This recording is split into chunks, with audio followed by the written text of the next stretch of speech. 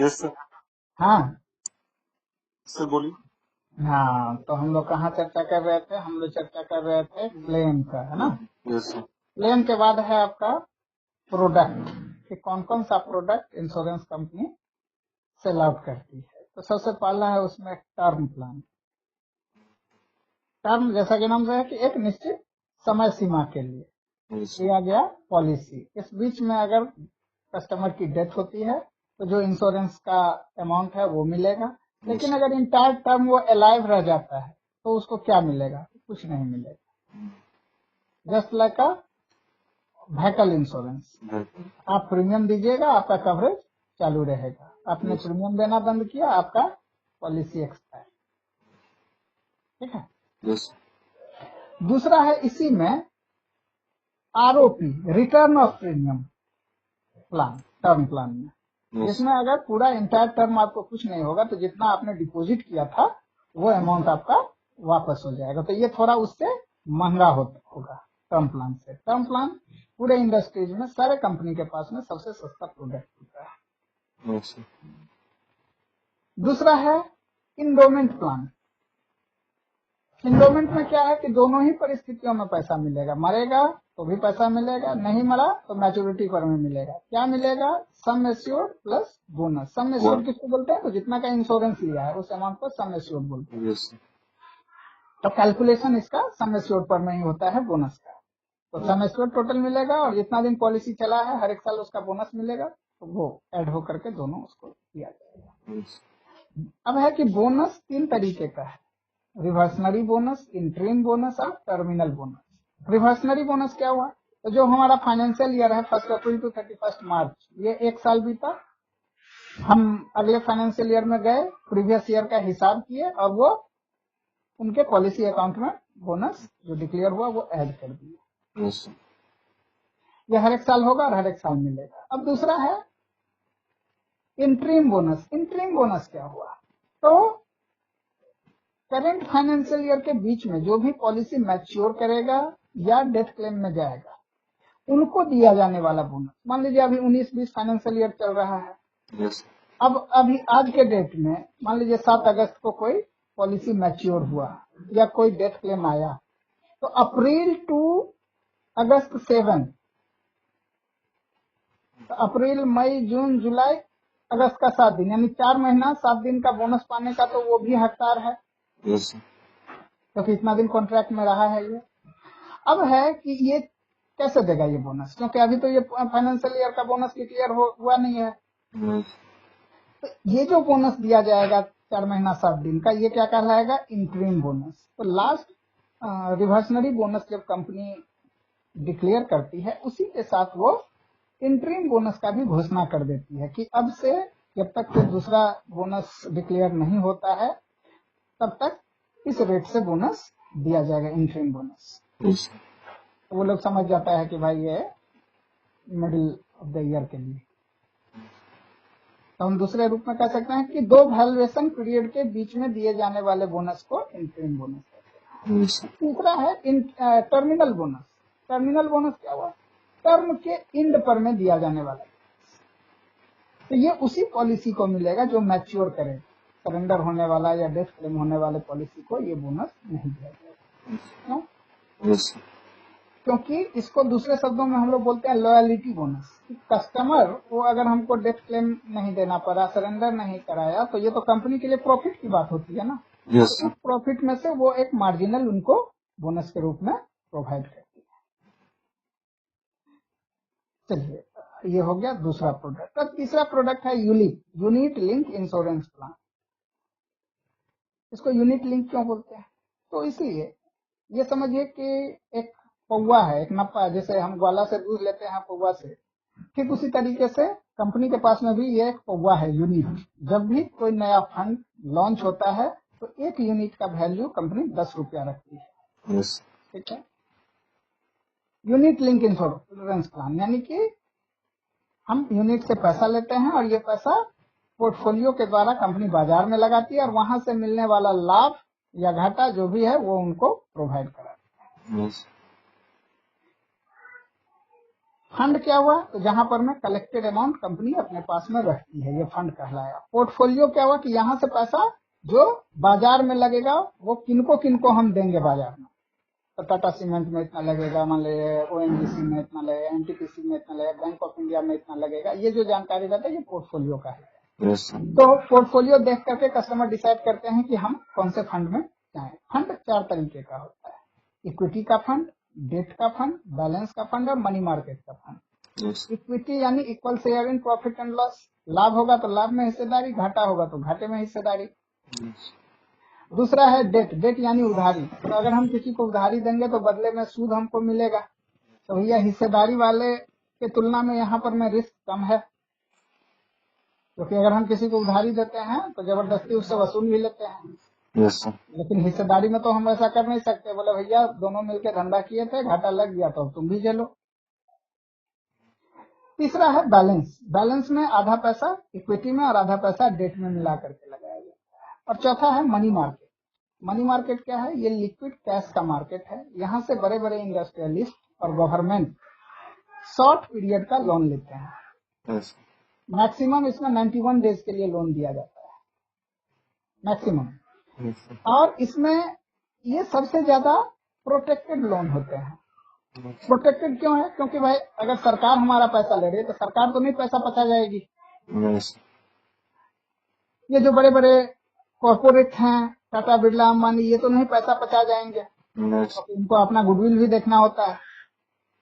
तो ये सबसे ज्यादा सुरक्षित लेकिन सबसे कम रिटर्न मिलता है। सबसे कम रिटर्न इसलिए क्योंकि भाई शॉर्ट पीरियड का हम लेंगे, आपका पैसा हम 20 दिन के लिए लेंगे तो 20 दिन का ना हम सूद देंगे।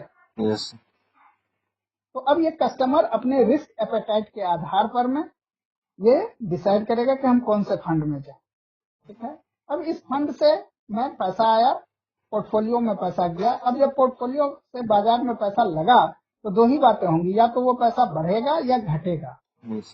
तो जो करेंट प्राइस रहता है, एक यूनिट का वैल्यू रहता है, उसको हम लोग क्या बोलते हैं, नैव, No. NAV, नैव, नेट एसेट वैल्यू। Yes.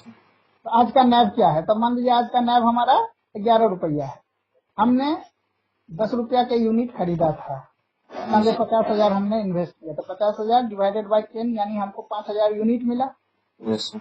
अब हम कैलकुलेट कैसे करेंगे, 5,000 इंटू 11, 11 पच्चीस 55,000 हो गया, तो 5,000 हमको प्रॉफिट हुआ। यही अगर आज का नैव 9 रुपया रहता तो 9 पंचे 45 यानी 5,000 का घाटा लगा। Yes. sir. अब इसके बाद है आपका, ये था यूलिट, यूलिट के बाद तो यूलिट में थोड़ा फ्लेक्सिबिलिटी है। अभी हम लोग चर्चा किए थे कि अगर 3 साल से कम पैसा जमा करेगा तो कंपनी फॉरफिटेड कर लेगी, Yes. sir. लेकिन यहाँ पर में क्या है कि 1 साल भी अगर उसने पैसा जमा किया है तो वो पैसा उसको मिलेगा, लेकिन कब मिलेगा, लॉकिंग पीरियड के बाद। लॉकिंग पीरियड कितने दिनों का है, 5 साल का। Yes. sir. तो 5 साल के बाद में वो सेविंग के इंटरेस्ट के साथ उनको पैसा वापस हो जाएगा, ठीक है। Yes. sir. पार्शियली विड्रॉ, उसमें क्या था कि हम बीच में पैसा अपना निकाल नहीं सकते। अगर हम 15 साल का टर्म लिए तो 15 साल हमको पैसा देना होगा, उसमें जमा करना होगा, Yes. sir. मैच्योरिटी होगा तभी हम अपना पैसा निकाल सकते हैं। बीच में अगर हम सरेंडर करेंगे तो मेजर हमको लॉस था। लेकिन यहाँ पर में क्या है कि आफ्टर लॉकिंग पीरियड यानी 5 साल के बाद हम पार्शियली या फुल्ली कभी भी अपने अमाउंट को विड्रॉ कर सकते हैं, Yes. sir. कोई पैसा हमारा, कोई चार्जेस हमारा नहीं कटेगा। तो ये सब फ्लेक्सिबिलिटी है। Yes. अब दोनों ही के लिए, ट्रेडिशनल और यूलिप, दोनों के लिए अब गवर्नमेंट कर दी है कि प्रीमियम का 10 गुना आपको इंश्योरेंस प्रोवाइड करना है अगर उसका एज 44 साल से बिलो है तो, और अगर 44 साल से ज्यादा है तो 7 टाइम्स। Yes. हम ये 50,000 हम दे रहे हैं तो 7 पंचे 35, 3.5 लाख का इंश्योरेंस होगा। अगर 44 साल से कम है तो 50 रहे हैं 5 लाख का उसका इंश्योरेंस होगा Yes. मिनिमम, ठीक। तो ये था यूलिप। यूलिप के बाद है हेल्थ। हेल्थ इंश्योरेंस में क्या है कि हम बीमार पड़ते हैं, बीमारी पर में आने वाला खर्चा बीमा कंपनी द्वारा दिया जाता है। 3 महीने के बच्चे से लेकर के 80 साल तक के बुजुर्ग इसमें कवर होते हैं। सिंगल या फैमिली फ्लोटर दोनों रूप में इसको ले सकते हैं। सिंगल यानी सिर्फ इंडिविजुअल अपने लिए लेंगे, फैमिली फ्लोटर में पूरे परिवार के लिए। तो पूरे परिवार में कौन कौन आएगा, वाइफ, हस्बैंड, बच्चा और माता पिता, Yes. इतने लोग एक पॉलिसी में कवर होंगे। अब है कि क्या क्या कवरेज देता है। तो सबसे पहला है इसमें आपका कि इसमें पहले देख लें हम लोग, बिल का भुगतान दो तरीके से होता है, रिम्बर्समेंट और कैशलेस। Yes. रिम्बर्समेंट क्या हुआ कि पहले हम अपना इलाज करवाते हैं, वहां पैसा देते हैं, वो बिल ला करके बीमा कंपनी को देते हैं, बीमा कंपनी भुगतान करती है। Cashless Yes. क्या हुआ कि कंपनी खुद हॉस्पिटल के साथ टाई अप करके रखती है, हम पर्टिकुलर उस हॉस्पिटल में जाते हैं, अपने पॉलिसी का डिटेल्स हॉस्पिटल को बताते हैं, वो हमको एडमिट रख लेते हैं, जितना मेरा लिमिट है यानी जितना का हमने इंश्योरेंस लिया उस लिमिट तक में बगैर पैसा लिए हुए इलाज करते हैं, हम घर चले आते हैं और हॉस्पिटल अपना कंपनी से पैसा लेते हैं। Yes. अब है कि कवरेज क्या क्या है। तो सबसे पहला है डे केयर और हॉस्पिटलाइजेशन। डे केयर क्या हुआ, ऐसा डिजीज जिसमें कि हम सवेरे एडमिट हुए और शाम तक डिस्चार्ज हो गए, तो ये डे केयर कहलाया। Yes. और वैसा बीमारी जिसमें कि हम 24 आवर्स और एबव हॉस्पिटल में समय बिताते हैं, तो ये हॉस्पिटलाइजेशन है। Yes. मेडिकल टर्म में हम इसको बोलते हैं इन पेशेंट और आउट पेशेंट भी। आउट पेशेंट क्या हुआ, डे केयर वाले को आउट पेशेंट बोलते हैं और हॉस्पिटलाइजेशन वाले को इन पेशेंट बोलते हैं। Yes. अब है कि क्या क्या हमको फैसिलिटी प्रोवाइड करता है। तो सबसे पहला है प्री हॉस्पिटलाइजेशन। मान लीजिए कोई आदमी का सर्जरी हुआ, बीमार पड़ा, सर्जरी हुआ, Yes. तो अचानक तो उसका नहीं होता है, पहले वो किसी डॉक्टर से दिखाता है, डॉक्टर उसको ट्रेस करता है कि आपको फलां डिजीज हुआ है, Yes. आपको सर्जरी कराना पड़ेगा, हॉस्पिटलाइज होना पड़ेगा। तो ये जो Yes. प्रीवियस उसने इलाज करवाया, जांच करवाया, दवा खाया, इस पर में आने वाला एक्सपेंडिचर भी कंपनी प्रोवाइड करती है, जिसको बोलते हैं प्री हॉस्पिटलाइजेशन। ये 30 दिनों तक का खर्चा कंपनी देती है। अब है Yes. हॉस्पिटलाइजेशन। तो हॉस्पिटलाइजेशन में तमाम खर्चा, एम्बुलेंस के खर्चा से लेकर के सर्जरी का खर्चा, डॉक्टर का कंसल्टेंसी फी, दवा दारू का खर्चा, अटेंडेंट का खर्चा, रूम का खर्चा, ये इंटायर खर्चे दिए जाते हैं। अब है कि वो हॉस्पिटल से डिस्चार्ज हो गया, डिस्चार्ज होने के बाद भी उसका बहुत सारा दवा दारू चल रहा होता है, तो इस पर में आने वाला खर्चा भी बीमा कंपनी प्रोवाइड कराती है। Yes. ये 60 दिनों तक का खर्चा बीमा कंपनी देती है। तो प्री हॉस्पिटलाइजेशन 30 दिन और पोस्ट हॉस्पिटलाइजेशन 60 दिन Yes. ये देती है। अब एक और चीज है आपका पीपीए। पीपीए क्या हुआ, थर्ड पार्टी एडमिनिस्ट्रेशन। कभी कभी बीमा कंपनी क्या करती है कि क्लेम खुद सेटल नहीं करती, Yes. वो एक फ्रेंचाइजी को रखी हुई है। फ्रेंचाइजी क्या करेगी, इंडिविजुअल क्लेम आपका सेटल करेगी और वो एक मुश्त राशि बीमा कंपनी से लेगी। Yes. जैसे आप लोग अभी करेंटली देख रहे होंगे ये प्रज्ञा केंद्र, Yes. Sir. तो ये क्या है, ये भी गवर्नमेंट का एक पीपीए है। आवासीय बनता है, आधार बनता है, तो ये काम किसका है, सरकार का है ना, लेकिन सरकार खुद ना करके इन लोगों से, फ्रेंचाइजियों से करवाता है। Yes. तो ठीक उसी तरीके से कंपनी के पास में भी है। अब इसमें क्या है कि इसको रिक्रूट कौन करता है, तो इसको रिक्रूट करता है कंपनी, लेकिन इसको रेगुलेट कौन करता है, इसका देखरेख कौन करता है, तो IRDAI करता है। ठीक है, Yes. Sir. तो ये तो हो गया कि हम खुद अपने लिए व्यवस्था करते हैं इंश्योरेंस। अब आज के समय में सरकार भी जो है हेल्थ के सेगमेंट पर में ज्यादा फोकस कर रही है। तो सरकार की क्या क्या योजनाएं हैं और वो कैसे लोगों को हेल्प कर रही है, उसको जरा देख लें। Yes. तो सरकारी योजना में सबसे पहला है आंगनबाड़ी। प्रति 1000 की आबादी पर में एक आंगनबाड़ी सेविका होती है। इनका काम होता है कि जो गरीबी रेखा से नीचे के बच्चे होते हैं उनको सरकार के द्वारा पोषक आहार उपलब्ध कराया जाता है, उसको ये डिस्ट्रीब्यूट करती हैं बच्चों को। दूसरा है आशा, ASHA, आशा, Yes. Accredited social health activist इनको कहा जाता है। झारखंड में इसको सहिया भी बोलते हैं। इनका काम क्या होता है, तो जो गर्भवती महिलाएं होती हैं इनको निकटवर्ती हॉस्पिटल में प्रसव सुनिश्चित कराना। Yes. क्यों, क्योंकि हमारे यहाँ प्रेगनेंसी डेथ रेशियो बहुत ज्यादा था, कारण कि लोग घर पर में ही प्रसव सुनिश्चित कराते थे चमैन से, दाई से। Yes.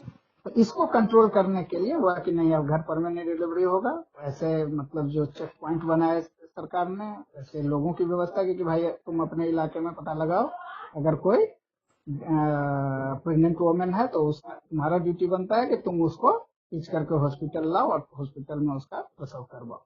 Yes sir. तो इससे वो डेथ रेशियो में कमी आई है। तो ये आशा प्रति 5,000 की आबादी पर में आती है। अब उसके बाद है आपका पीएचसी, प्राइमरी हेल्थ सेंटर या प्राथमिक स्वास्थ्य केंद्र। ये प्रति 30,000 की आबादी पर में एक हॉस्पिटल होता है। इसमें यस सर।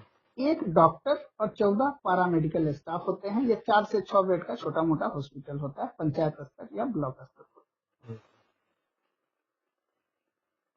पैरामेडिकल जो नर्स हुआ, कंपाउंडर हुआ, एक्सरे वाला हुआ, लैब टेक्नीशियन हुआ, ये लोग पैरामेडिकल। अब दूसरा है सीएचसी, कम्युनिटी हेल्थ सेंटर या सामुदायिक स्वास्थ्य केंद्र। ये प्रति 1 लाख की आबादी पर में एक हॉस्पिटल होता है। ये 30 बेड का हॉस्पिटल होता है। इसमें 4 डॉक्टर और 21 पैरामेडिकल स्टाफ होते हैं। 4 डॉक्टर में एक चाइल्ड स्पेशलिस्ट, एक गैनोकोलॉजिस्ट, एक जनरल फिजिशियन और एक कार्डियक सर्जन होते हैं। Yes sir.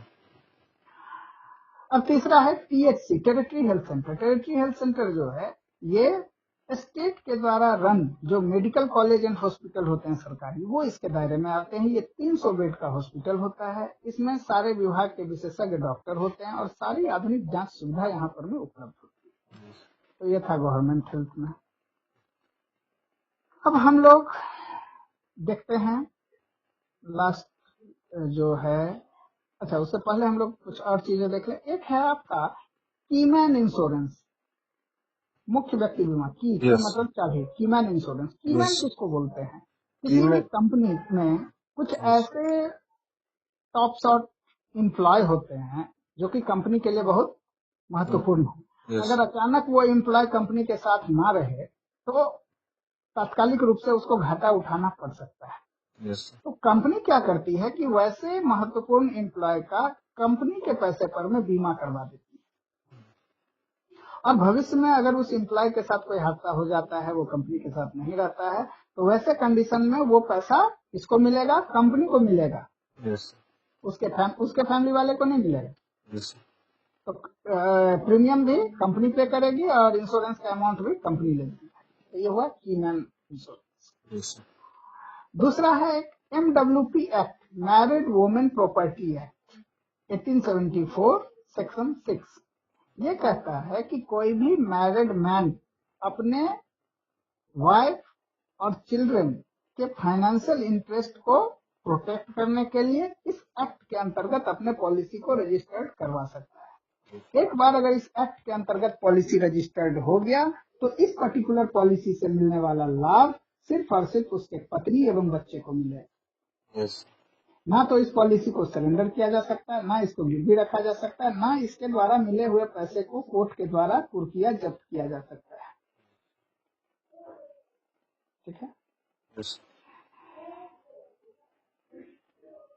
ये व्यवस्था देख रहे हैं कि एक्ट कब का है? 1874 का है। यानी कि पहले ज्वाइंट फैमिली होती थी। ज्वाइंट फैमिली में लोग, अगर मान लीजिए कि 5-7 भाई का परिवार है, एक आध भाई उसमें से खड़क गया, तो जो rest of the family member होते थे वो उनके परिवार का प्रॉपर केयर नहीं करते थे। इसके वजह से इस एक्ट को लाया गया।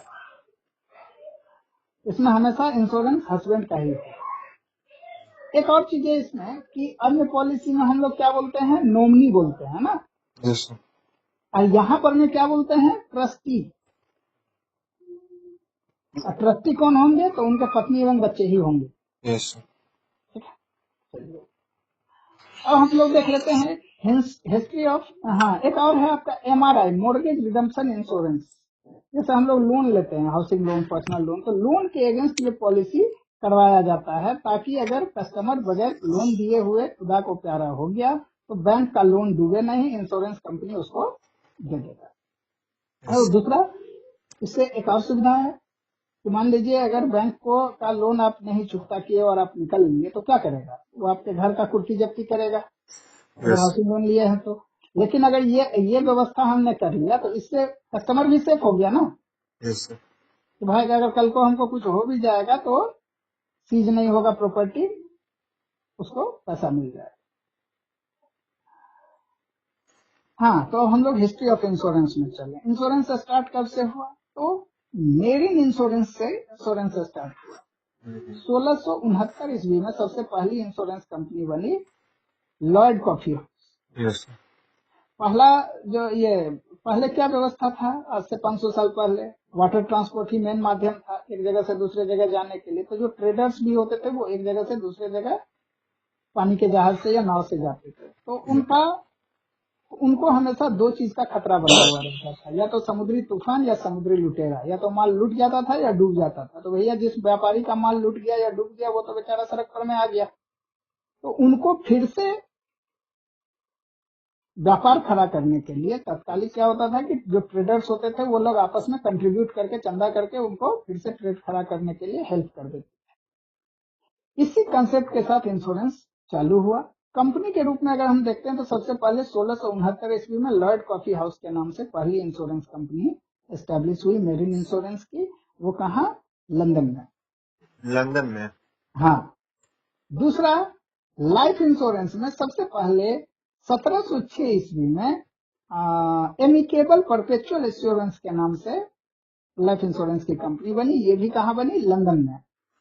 लंदन तो पहली life insurance company amicable perpetual insurance, पहली इंश्योरेंस कंपनी मेरिन इंश्योरेंस की लॉयड कॉफी हाउस। यस अब है हिंदुस्तान में देखें तो सबसे पहले 1818 ईस्वी में फर्स्ट लाइफ इंश्योरेंस कंपनी आई, ओरिएंटल लाइफ इंश्योरेंस। कलकत्ता में ये एस्टेब्लिश हुई। यस धीरे धीरे यहाँ पर में भी कंपनियों का विस्तार हुआ, लेकिन कोई उनके लिए प्रॉपर नियम कानून नहीं था। जो जिस देश से आया कंपनी लगाया। यहाँ पर में देसी रियासतें थी, राजा रजवाड़े थे, तो सब अपने अपने स्टेट में खोल लिए इंश्योरेंस कंपनी, लेकिन कोई उनका प्रॉपर व्यवस्था नहीं था। तो जब ब्रिटिशर्स पूरे इंडिया को एक्वायर किए तो उनको लगा कि नहीं, इंश्योरेंस का भी एक लॉ होना चाहिए जो कॉमन लॉ हो। तो उन्होंने 1938 ईस्वी में ब्रिटिश कैबिनेट से एक लॉ बनाया, इंश्योरेंस एक्ट 1938, और तत्कालीन जितनी इंश्योरेंस कंपनियां थी सबको उसको फॉलो करना पड़ा। यस फिर 1947 में देश आजाद हुआ। देश आजाद होने के बाद 1 सितंबर 1956 को LIC बना, लाइफ इंश्योरेंस कॉर्पोरेशन, सरकार ने बनाया, और सारे उस समय में जितने प्राइवेट इंश्योरेंस कंपनी काम कर रहे थे सबको मर्ज कर दिया LIC में, और ये सरकार के नियंत्रण में चली गई। यस फिर 1993 ईस्वी में एक मल्होत्रा कमेटी बनी। मल्होत्रा कमेटी ने सरकार को ये सुझाव दिया कि भाई बीमा का जो सेक्टर है इसको प्राइवेटाइज किया जाए। तब सरकार ने सबसे पहले इसके देख रेख के लिए एक रेगुलेटर अपॉइंट किया। किसको? IRDA को, इंश्योरेंस रेगुलेटरी डेवलपमेंट अथॉरिटी को। इनको 4 काम सौंपे गए: नई कंपनियों को लाइसेंस देना, कस्टमर के इंटरेस्ट को ध्यान में रखना, कंपनियों द्वारा किए गए व्यवसाय का मॉनिटर करना, और अगर कोई कंपनी प्रॉपर वे में काम नहीं कर रहा है तो उनके लाइसेंस को सीज करना। यस सरकार ने एक और व्यवस्था दी कि देसी कंपनी और विदेशी कंपनी मिल करके व्यवसाय को चलाएंगे। देसी कंपनी की पूंजी हिस्सेदारी 74% और विदेशी कंपनी की हिस्सेदारी 26%। 1999 में IRDA को एस्टेब्लिश किया। 2000 ईस्वी से ये अपना ऑपरेशन चालू किया। आज के समय में 23 प्राइवेट इंश्योरेंस कंपनी और एक LIC, 24 इंश्योरेंस की कंपनी काम कर रही है। 2015 में सरकार ने एक और अमेंडमेंट लाया कि जो विदेशी पूंजी निवेश की सीमा 26% थी उसको बढ़ा करके उन्होंने 49% की। साथ ही इसके नाम में भी परिवर्तन है। अब ये IRDA से IRDAI हो गया, insurance regulatory development authority of India, भारतीय बीमा विनियमन एवं विकास प्राधिकार। तो ये था आपका हिस्ट्री ऑफ इंश्योरेंस। अब हम लोग थोड़ा कुछ एक्ट देख लेते हैं। इंश्योरेंस एक्ट 1938 से रिलेटेड कुछ सेक्शंस हैं जो कि महत्वपूर्ण है।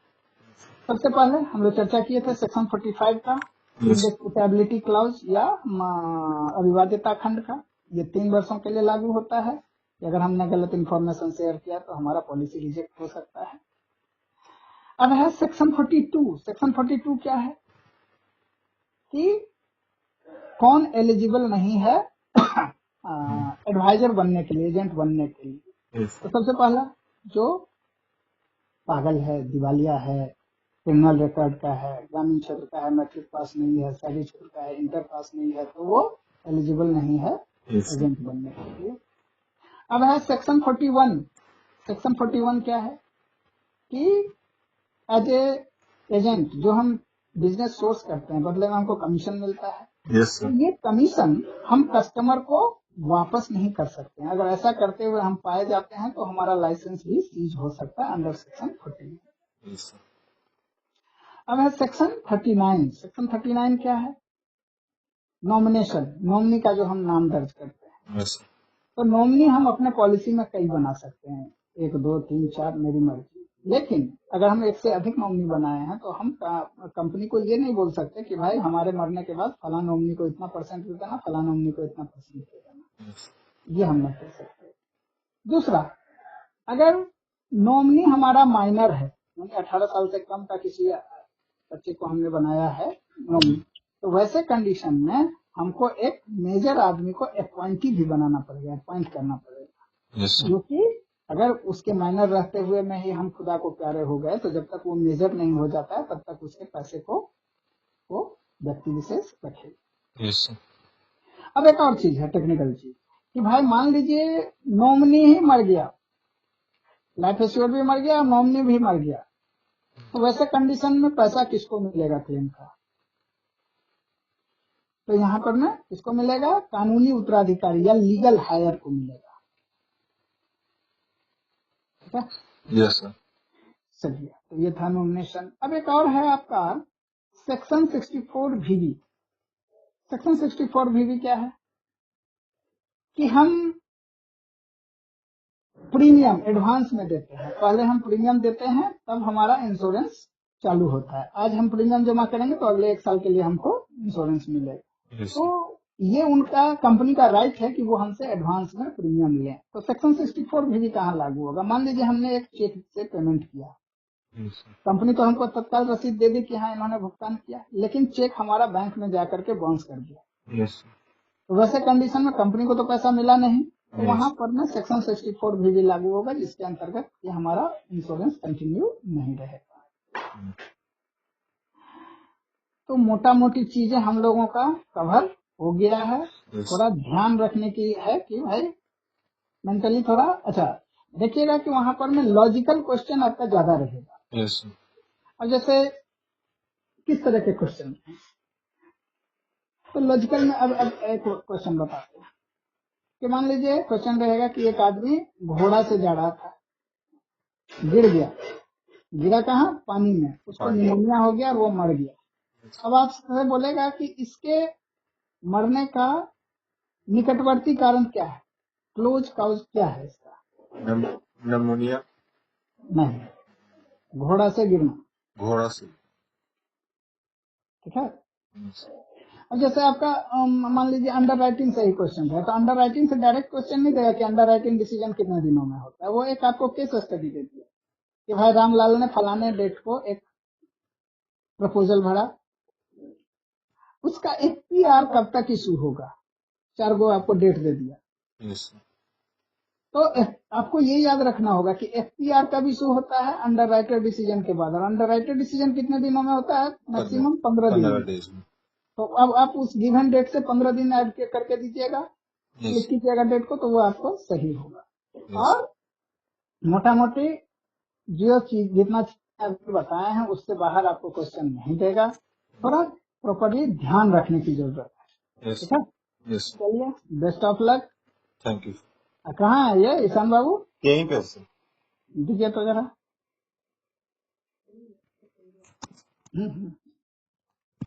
हेलो, हाँ, good morning sir. Good morning. सुतले रे? हाँ सर, कल भीग गए थे ना भयानक। हाँ, कैसे भीग गया? वो कल गए थे, थोड़ा आउटसाइड गए थे तो बारिश होने लगा था, तो पूरा भीग गए थे। और रांची में पानी बरस रहा था? नहीं, हजारीबाग में कल भीग के निकले वहां से हम। अच्छा अच्छा अच्छा। कल पूरा भीग गए थे, फिर घर जाके चेंज किए, फिर आए। अच्छा, तो ऐसे ही जो है देखो, उनको भी क्या नाम है, सोनी जी को। हसीन जी से बात हुई? हाँ, उनसे कल बात किए थे। अभी फिर 10 बजे बाद इसका तो 12 बजे इसको बैठा के उनको मतलब इनसे भी कोऑर्डिनेट कर लेंगे। कल से कोऑर्डिनेट कर रहे हैं। ठीक ठीक ठीक ठीक ठीक है, है, ओके सर। ठीक है।